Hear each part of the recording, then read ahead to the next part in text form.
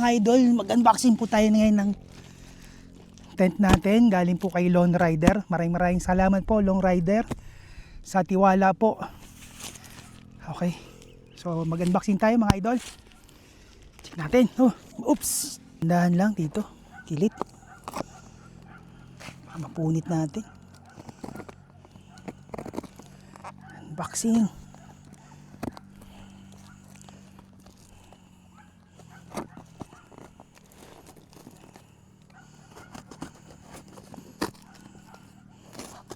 Okay.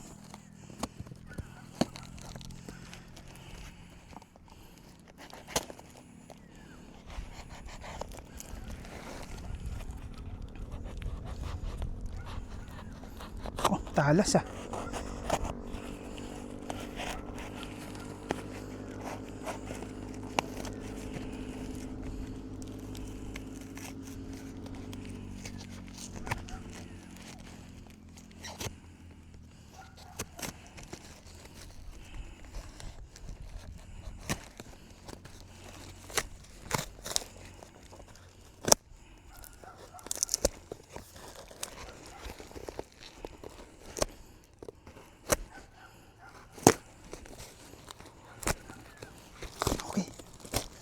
Yun.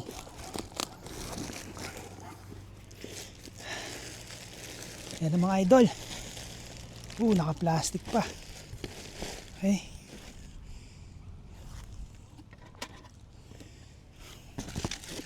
Yun. So yung akalam ko owning kit. No? Owning kit.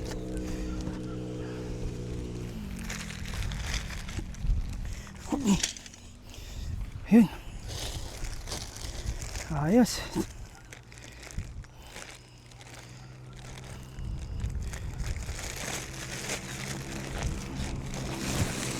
Ayun.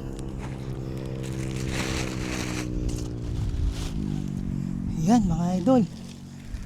Ito. Ito yung kasama, owning kit. Idol. Ganda ng ano.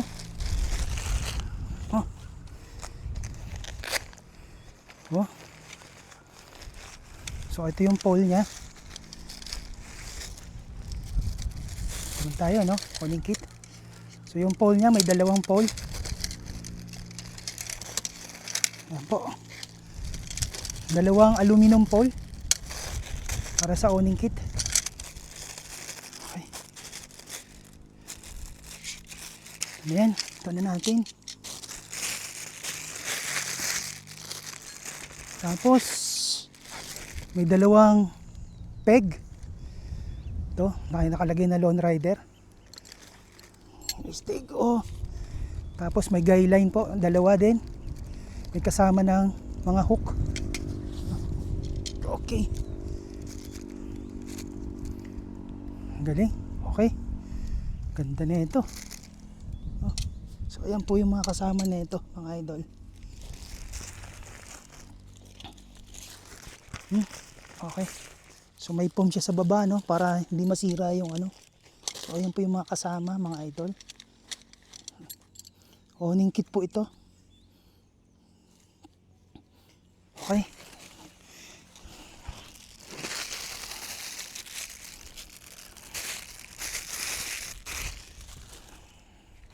Tapos ito na. So galing, no, may warning sign, no. Galing, no, yung bag, no. Tapos may logo dito ng LR, Lone Rider. Tapos dito naman, so mayroon siyang reflectorize para kita sa gabi yung bag. Ganda ng bag, no. Habang nasa likod yung bag mo, kita.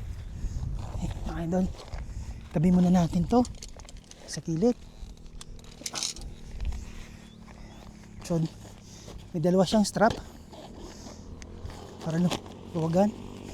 Para siyang go bag, mga idol, no. Okay, tingnan natin sa loob. Ay, nakaganda. Oops. Ayan na. Okay. So sa ano niya, sa bag niya, may instruction kung paano buuin yung tent. Okay. So may instruction, no? Para sa pagbuo. So hindi ka maliligaw sa pagbuo nito. No, kasi may instruction. Okay, tabi muna natin to. So ito 'yon. Ito yung tent, mga idol. So may kasama po siyang repair kit. May kasama siyang repair kit, mga idol, to. Okay. Kita ba? Tingnan natin, ha. Okay, kita.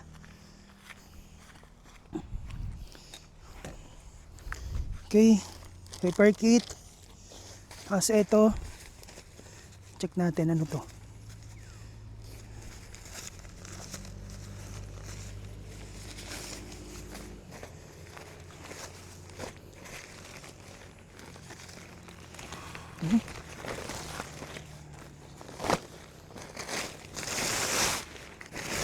Okay, ground sheet po. Ito yung ground sheet niya na merong nakalagay na SOS. No, galing, mga idol. Okay, tabi natin to.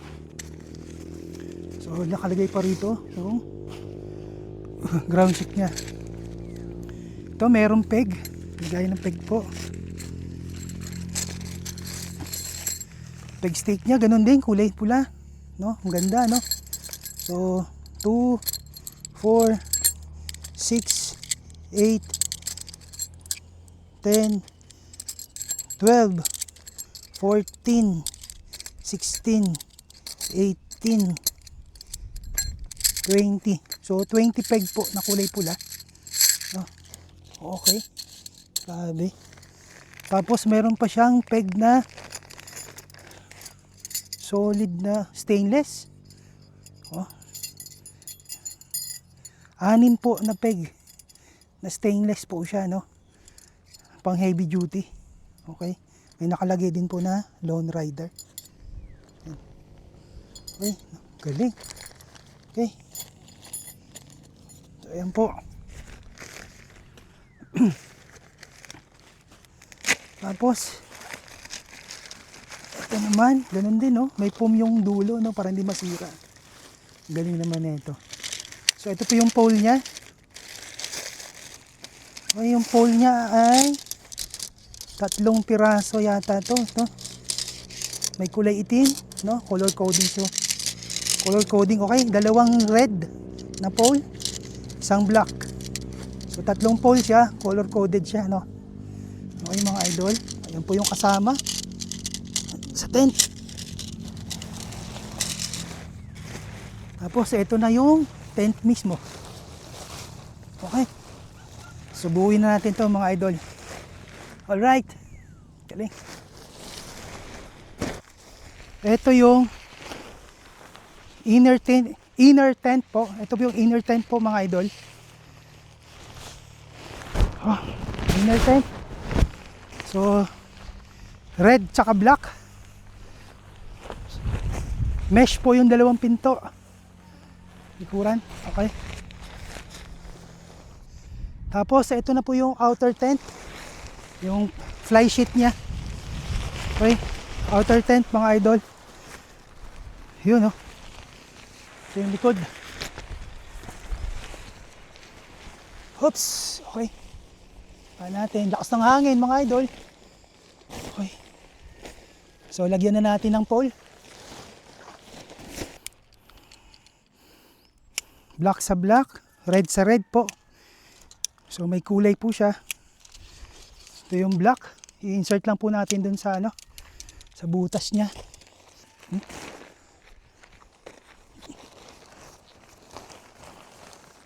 Okay. Dito po mag-insert sa kabila. Okay. So black sa black. Babatakin.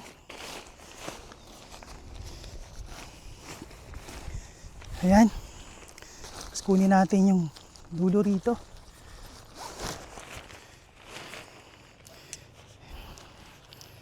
Okay lang. Okay. So yun lang, mga idol. Next. Ito ulit. Isa.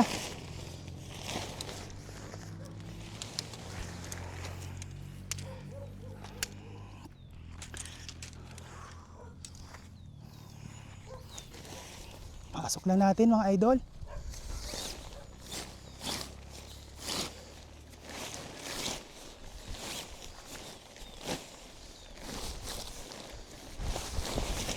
Ulit.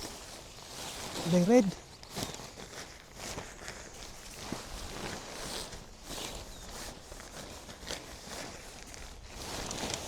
Hanggang sa tutuloy ulit siya dun sa may stopper. Double check lang natin lagi kasi baka mapunit. Yan. Okay. Ito na siya sa stopper. Yung goma. Tulak lang natin. Kunin ulit yung ano dito. Yung bilog. Butas. Yan. Ganyan lang mga idol. So igano natin muna. Dito natin kasi tingnan natin yung harap natin mga idol. Yan. Ganyan.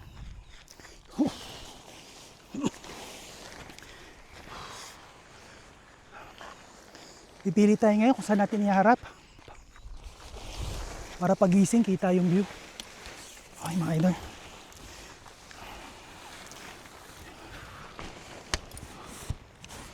So ganyan no. Okay. So lahat ng sa tent na gamit, hindi sa guideline. Ito yung main niya, yung heavy duty, yung 6 na piraso. Para secure.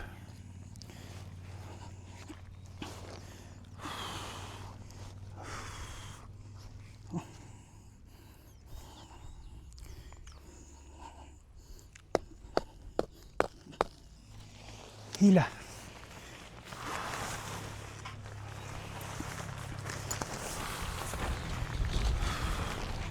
Yan mga idol. Main peg yung stainless. Mga idol.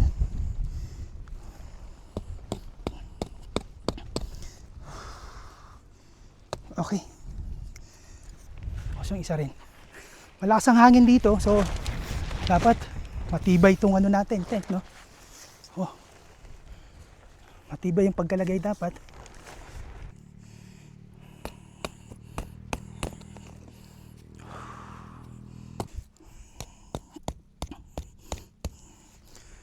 Okay. At secure siya mga idol. Ground sheet.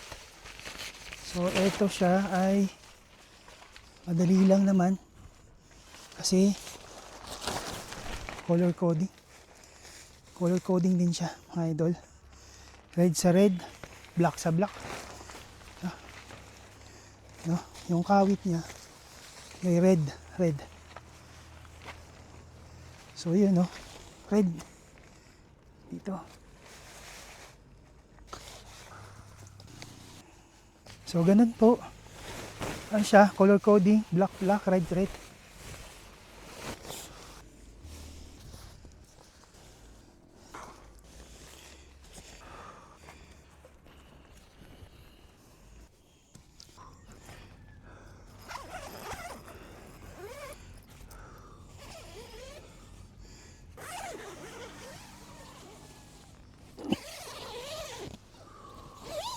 Okay mga idol, so initial impression ko po dito sa Lone Rider Moto Tent ay napakalaki po niya, no?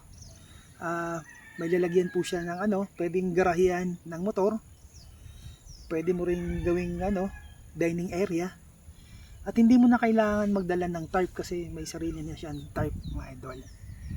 So tapos may division din siya para dun sa higaan mga idol. So napaka-komportable na itong tent na to at madali lang po siyang dalhin at madali din po siyang i-assemble mga idol. Hindi kayo mahirapan kasi color coding po yung lahat ng mga pole, yung mga hook niya. Madali lang po siyang ano, i-set up mga idol. Hindi kayo mahirapan. Ang ganda ng tent na to para sa mga moto camping mga idol, no? Sa mga moto camper na mahilig mag row camping or mag adventure, bagay na bagay sa kanilang tent na to, itong moto tent na to ng Lone Rider mga idol. Ganda, Ang daming sabitan sa mga ilaw at mga gamit mo sa loob. Maraming pwede mong paglagyan ng mga gamit mo. Maraming mga bulsa. Lahat ng mga sulok ng tent na yan ay may mga bulsa, mga idol. Napaka convenient to sa mga sa mga motocamper na kagatulad ko at mga katulad na maging motocamper na gusto nyo, bili na po kayo ng tulad na to. Yung materyales, napakatibay po materyales na ito. Waterproof siya, so fireproof din daw po ito pagkasabi. Sa kabuuang initial impression, mga idol, isa po itong premium na tent para sa mga motocamper, mga idol. So yun lang po, mga idol, no? Sana magkaroon din po kayo ng